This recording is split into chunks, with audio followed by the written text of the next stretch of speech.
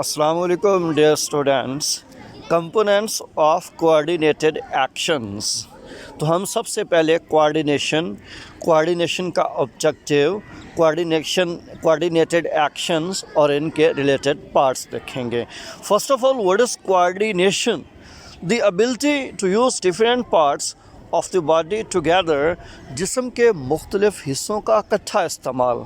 तो हम अपनी बॉडी के अंदर मुख्तलिफ़ जिस्मानी हिस्सों को इकट्ठा करके इस्तेमाल करते हैं, स्मूथली एंड एफिशिएंटली, अच्छे तरीके से इस्तेमाल करते हैं. मसलन जब हम वॉक करते हैं तो वॉक करने में हमारे सारा स्केलेटल सिस्टम, हमारा नर्वस सिस्टम, हमारी थिंकिंग, हमारा रेस्पिरेटरी सिस्टम, हत्ता कि हमारा सर्कुलेटरी सिस्टम, हार्ट सिस्टम भी मिलजुल के काम कर रहा होता है. So changing from one foot position to another requires coordination and balance. Its objective. तो जब जानदारों को एक ही जगह से दूसरी जगह जाना होता है तो कोऑर्डिनेशन चाहिए और बॉडी का बैलेंस चाहिए. ये बॉडी का बैलेंस बेसिकली कोऑर्डिनेशन ही प्रोड्यूस कर सकती है. नाउ कोऑर्डिनेटेड एक्शंस, तो वो तमाम एक्शंस जो मिलजुल के एक बॉडी किसी एक फंक्शन को परफॉर्म करने के लिए करती है, कोऑर्डिनेटेड एक्शंस कहलाते हैं. कोऑर्डिनेटेड एक्शंस अमूमन 5 कंपोनेंट रखती है. Number 1 stimulus, 2 receptor, 3 coordinator, 4 effector, 5th response. सबसे पहला है stimulus. Any change in external and internal environment of an organism, किसी भी जानदार के बैरूनी या अंदरूनी माहौल में ऐसी तब्दीली which can provoke a response, जो उस जानदार के जिस्म में रेस्पॉन्स, रद्द अमल पैदा करती है. लिहाजा किसी भी जानदार के जिस्म में अंदरूनी या बैरूनी तब्दीली जो जानदारों में रद्द अमल पैदा करे उसे स्टिमुलाई या स्टिमुलस कहते हैं. कॉमन एग्जांपल्स में touch, light, heat, cold, pressure, sound waves, presence of chemicals and microbial infections, ये सब के सब स्टिमुलस की कॉमन एग्जांपल्स हैं. यहाँ स्केच के अंदर भी एग्जांपल दिखलाई गई है जिसमें प्लांट के ऊपर आर्टिफिशियल लाइट, बैटरी की लाइट दी जा रही है और पौधे का रुख या मुंह अमूमन लाइट की तरफ है. तो आप देखें पौधा लाइट की तरफ, रोशनी की तरफ, अपने स्टिमुलस की तरफ माइल है. Let's say second concept is receptor. The organs, tissues or cells which are specifically built to detect particular type of stimuli. ऐसे organs या tissues या cells जो जानदारों के जिस्म में ख़ास किस्म के स्टिमुलस को डिटेक्ट करते हैं, यानी वो सेल, आर्गन्स या टिश्यूज़ जो जानदारों की बॉडी में स्टिमुलाई को फील करते हैं, स्टिमुलस को रिसीव करते हैं, उन्हें रिसेप्टर कहा जाता है. Common example sound waves are detected by ears, तो कान है जो साउंड वेव्स को डिटेक्ट करते हैं. Light is detected by eyes, आंखें हैं जो लाइट को डिटेक्ट करती हैं. Chemicals in air are detected by nose, हवा के केमिकल्स को नाक डिटेक्ट करता है. Touch, heat, cold, pressure are detected by the skin, तो स्किन इन्हें डिटेक्ट करती है. Taste is detected by tongue, जुबान टेस्ट को डिटेक्ट करता है. यहाँ स्केच के अंदर अगर आप गौर कर रहे हैं तो आपको सेल मेम्ब्रेन का स्ट्रक्चर नज़र आ रहा है. उसमें ख़ास किस्म की एरो वाली प्रोटीन्स हैं, ये रिसेप्टर हैं जो रेड प्रोटीन को अपने ऊपर अपलोड करती हैं, तो ये डिटेक्शन में रोल अदा करती हैं. Third major component of coordinated action is coordinator. The organs that receive information from receptors, तो वो ऑर्गन जो रिसेप्टर से इतलाआत, मालूमात लेते हैं, and send messages to particular organs for proper actions, फिर जिस्म के ख़ास ऑर्गन की तरफ पैगामात भेजते हैं ताकि कोई ख़ास किस्म का एक्शन, काम करवाया जा सके. यानी ख़ास किस्म का काम करवाने के लिए रिसेप्टर से पैगामात लेना और दूसरे जिस्मानी हिस्सों को पैगामात देना ताकि कोई ख़ास काम हो सके, कोऑर्डिनेटर्स कहलाते हैं. तो नर्वस एक्चुअली कोऑर्डिनेशन 2 तरह से होती है, एक नर्वस कोऑर्डिनेशन, दूसरी केमिकल कोऑर्डिनेशन. नर्वस कोऑर्डिनेशन अमूमन सेंट्रल नर्वस सिस्टम या पेरिफेरल नर्वस सिस्टम यानी ब्रेन, स्पाइनल कॉर्ड और नर्व्स के ज़रिए होती है, जबकि जो केमिकल कोऑर्डिनेशन होती है वो ग्लैंड्स के ज़रिए होती है। तो यहाँ पर मेंशन किया गया है नर्वस कोऑर्डिनेशन को।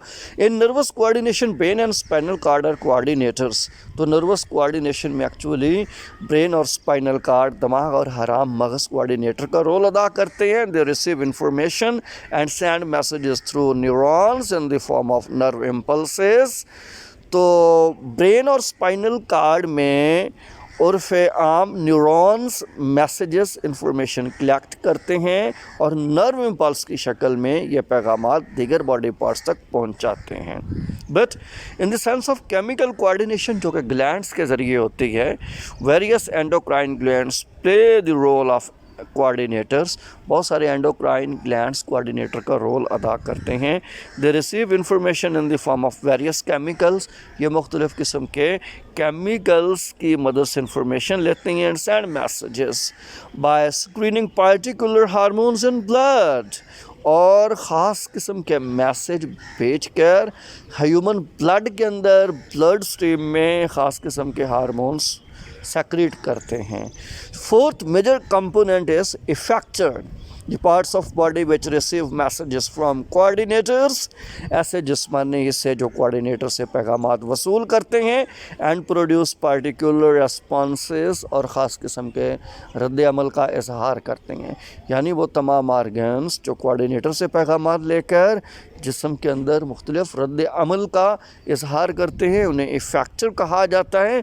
नर्वस कोऑर्डिनेशन और केमिकल कोऑर्डिनेशन में ये फैक्टर्स अलग अलग होते हैं। सबसे पहले नर्वस कोऑर्डिनेशन में देखते हैं। In nervous coordination neurons carry messages from coordinators.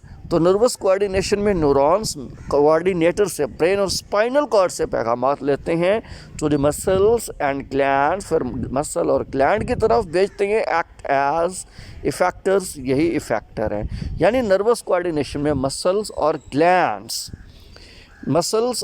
Glands ये दोनों बतौर इफेक्टर काम करती हैं। मसल और ग्लैंड्स ब्रेन और स्पाइनल कॉर्ड से पैगामात लेते हैं। मसल और ग्लैंड्स यही पैगामात लेकर रेस्पॉन्स भी करते हैं। मसलन मसल्स कंट्रैक्ट और रिलैक्स करते हैं, इनकी कंट्रैक्शन या रिलैक्सेशन रेस्पॉन्स है, जबकि जो ग्लैंड्स होते हैं वो ब्लड के अंदर हार्मोन सेक्रेट करते हैं। हार्मोन पैदा करना उनका रेस्पॉन्स होता है। जबकि केमिकल कोऑर्डिनेशन में particular hormones carry messages from coordinators. ये कोऑर्डिनेटर से ख़ास किस्म के पैगामात लेते हैं to the particular target tissues, और ख़ास किस्म के टारगेट टिश्यूज़ तक पहुंचाते हैं। टारगेट टिश्यूज़ वो एरिया ऑफ टिश्यू या सेल या आर्गन होता है जहाँ पर हार्मोन्स ने जाकर काम करना होता है, विच एक्ट एज इफेक्टर। यही वजह है कि ये हार्मोन बतौर इफेक्टर काम कर सकते हैं। For some hormones nephrons act as effectors. बहुत सारे हार्मोन के लिए नेफ्रॉन इफेक्टर के तौर पे काम करती हैं। Similarly bones and liver effect as effectors for many hormones. तो बहुत सारे दीगर हार्मोन्स के लिए हड्डियाँ और जिगर भी बतौर इफेक्टर काम करने की सलाहियत रखते हैं। Let's say last part of the coordinated action or coordination is response. The action performed by the effectors, effector जो काम करते हैं वो response कहलाता है। Are receiving message from coordinators, या फिर response वो पैगाम भी है जो इफेक्टर कोऑर्डिनेटर से लेते हैं। Common example, pulling our hand away from something very hard. जब किसी गर्म चीज़ पर हमारा हाथ लगता है, हम हाथ को पीछे झटक देते हैं, हाथ पीछे खींच लेते हैं। ये हाथ को पीछे खींचना रेस्पॉन्स होता है। The movement of the flower of sunflower towards light. तो सूरज की तरफ सनफ्लावर की हरकत भी रेस्पॉन्स हैं। नर्वस कोऑर्डिनेशन को अगर हम देखना चाहें, nervous coordination produces immediate but short living responses. Nervous coordination में यह रेस्पॉन्सेस जल्दी से फ़ौरन होते हैं, लेकिन शॉर्ट लिव्ड मुख्तसर दौरानिए के लिए होते हैं। जबकि in sense of chemical coordination it produces slow and long living response. Chemical coordination में स्लो रेस्पॉन्स होता है मगर ये लॉन्ग लिविंग काफ़ी दौरानिया तक होता है, कारगर होता है। तो गोया रेस्पॉन्स भी दो तरह से बिहेव करेगा, अकॉर्डिंग टू कोऑर्डिनेशन बिहेव करता है। नर्वस कोऑर्डिनेशन में रेस्पॉन्स आए तो रैपिड होगा और शॉर्ट लिव्ड होगा। अगर केमिकल कोऑर्डिनेशन के ज़रिए रेस्पॉन्स आता है तो फिर ये रैपिड नहीं होता, स्लो होगा, ये शॉर्ट लिव्ड नहीं बल्कि लॉन्ग लास्टिक होगा, लंबे अरसा के लिए होगा। Thank you for watching my channel. Stay blessed. अल्लाह हाफ़िज़।